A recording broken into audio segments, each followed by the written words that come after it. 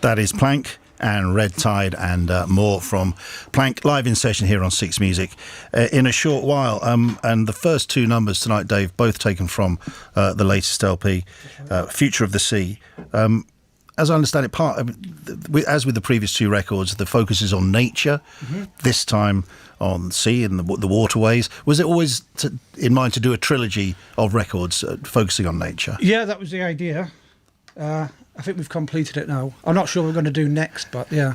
Finally, the three have been completed after 8 years of silence. It's sounding great on this record. It's easy, obviously, with knowing it's about the sea. It's easy for me to say, listening to this record, it conjures up the sea. But it really does. It really does that. And I wonder how four musicians go about creating that sound. Well, it's usually we'll get an idea of what the album should be about. It's kind of like a concept album in reverse. So we'll get a concept, to overarch all the songs within it. But yeah, it was only like halfway through writing the album that's when we started. I think the last track on the album, Breaking Waves, is where I've kind of like had that definitely in mind. But elsewhere, there's a sense of menace about it as well, and there's a sense of foreboding. Am I reading too much into it in some of the tunes before we get to the epic at the end, which we'll discuss in a bit? But there's that feeling in the music of the danger that the sea is facing. Yeah.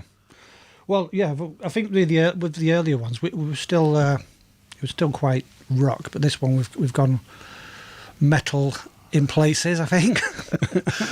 And there's an element of doom about it as well. It's a down bit, naturally, given what's happening with the oceans and not to mention British waterways. Yeah. There's that element of sadness and also anger about it. Yeah, well, I mean, I've kind of finished it off during COVID, so that may have had an influence, just a kind of isolation and just, yeah, that kind of thing. Dave, so, I mean, pardon me for a moment. So, obviously, you live in landlocked Manchester.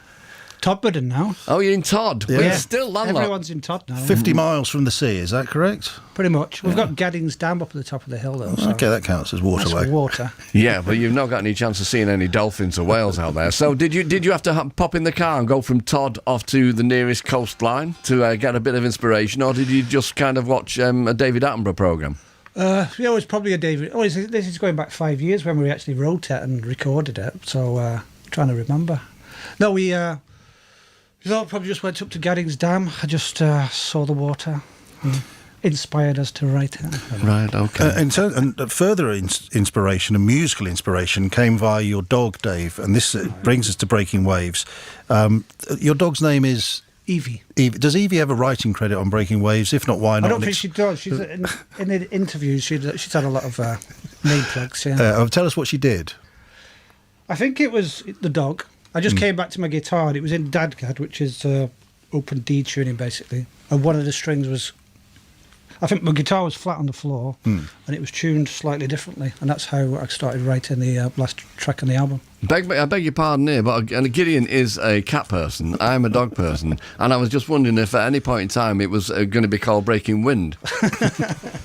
Sorry to lower the tone, but it's my job, kind of. It's fair enough. I need to deal with these questions. I was going to ask about Volta do Mar, which is a fantastic tune, and I'd recommend that people investigate the whole LP as well. I looked up what it meant, and I found a nice-looking restaurant in southern Portugal. Really? Yeah, which I know it isn't about a nice-looking restaurant. Product placement!